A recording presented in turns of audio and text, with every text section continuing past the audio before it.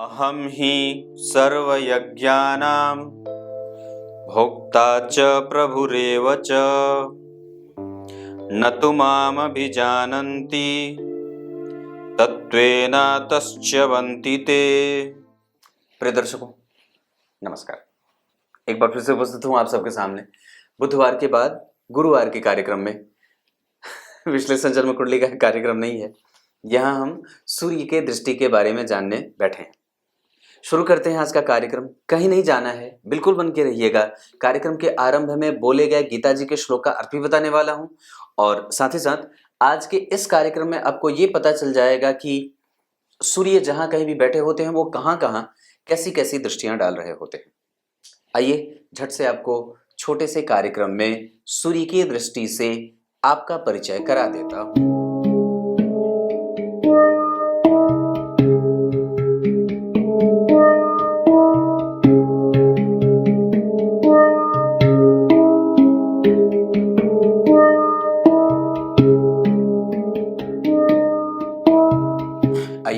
आपको सीधे विषय पे लेके आता हूं। सबसे पहले सूर्य जो होते हैं वो शुभ ग्रह ही होते हैं, पर क्रूर शुभ ग्रह होते हैं। मतलब ये पापक नहीं होते। जैसे अगर मान लीजिए आपकी कुंडली में सूर्य किसी एक भाव के ठीक आगे बैठ गया और उनके ठीक पीछे शनि बैठ गया, तो उस भाव को आप ये नहीं कह सकते कि उस भाव को पाप कर्तरी लग गया। ऐसा नहीं है।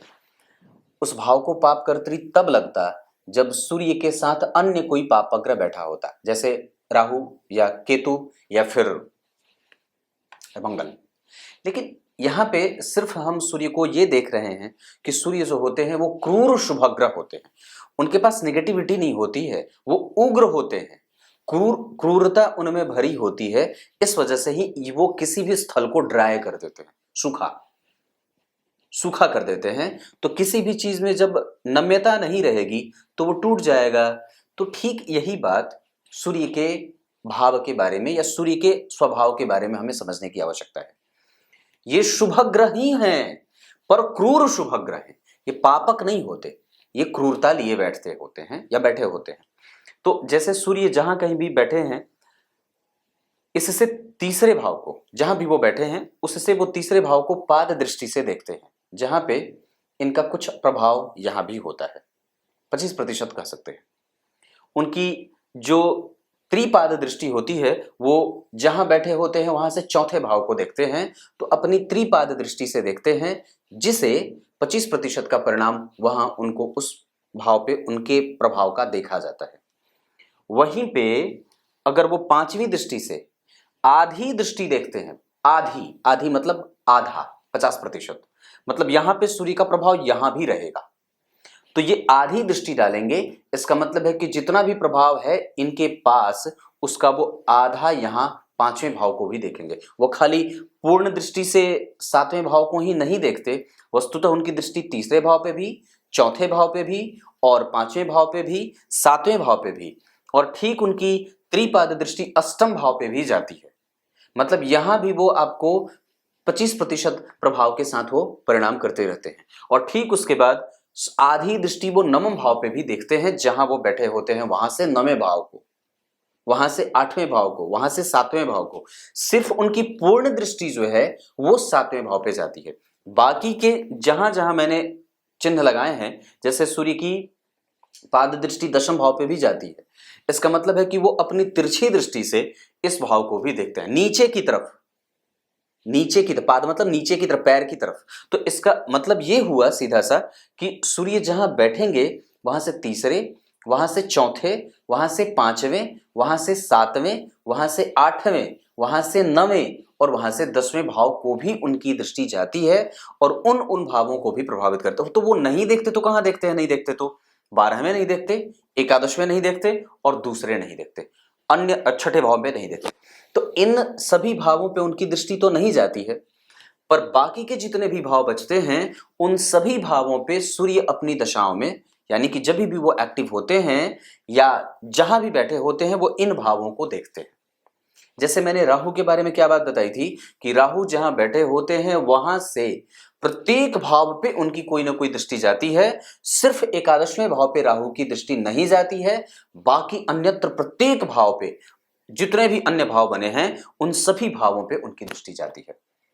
दृष्टिपात करने का मतलब होता है कि वो ग्रह जहां बैठा है वहां से उन उन भावों पे, अब यहां पे आपको फलादेश करने के पीछे इस बात को दिमाग में रखने की आवश्यकता होगी कि सूर्य अब यहां बैठे हैं तो इस भाव से संबंधित फल भी देंगे, यहां देखेंगे तो इस भाव को भी प्रभावित करेंगे, इस भाव से भी संबंधित नेचर उनका दिखेगा, इस भाव से भी संबंधित प्रभावों को वो विकसित करेंगे, इस भाव पे भी जहां जहां पे वो देखेंगे उस भाव से संबंधित फलों को प्रभावित करेंगे या उसमें क्रूरतम स्थिति को लगाने वाले या सटाने वाले बनेंगे।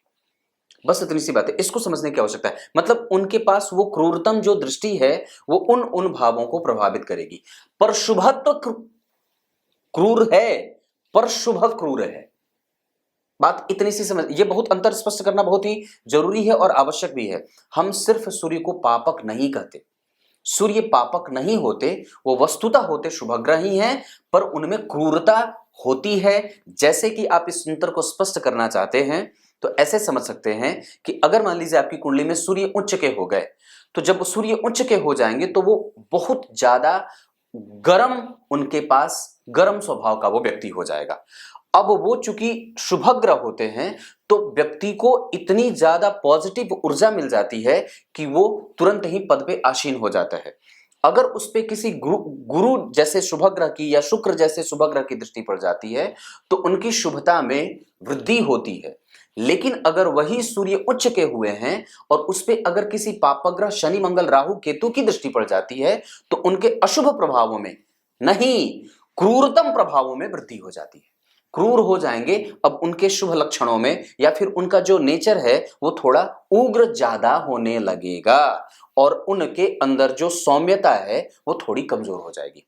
अगर गुरु, अब जैसे इसको किसी व्यक्ति के स्वभाव के ऊपर आप जब इसकी चर्चा करते हैं तो मान लीजिए सूर्य उच्च का हुआ और उस पर किसी गुरु की दृष्टि पड़ गई कहीं से भी, तो अब जब सूर्य के ऊपर गुरु की दृष्टि पड़ेगी तो व्यक्ति विनय संपन्न हो जाएगा, विनयशील हो जाएगा, समझदार हो जाएगा और साथ ही साथ धर्म का रक्षक हो जाएगा।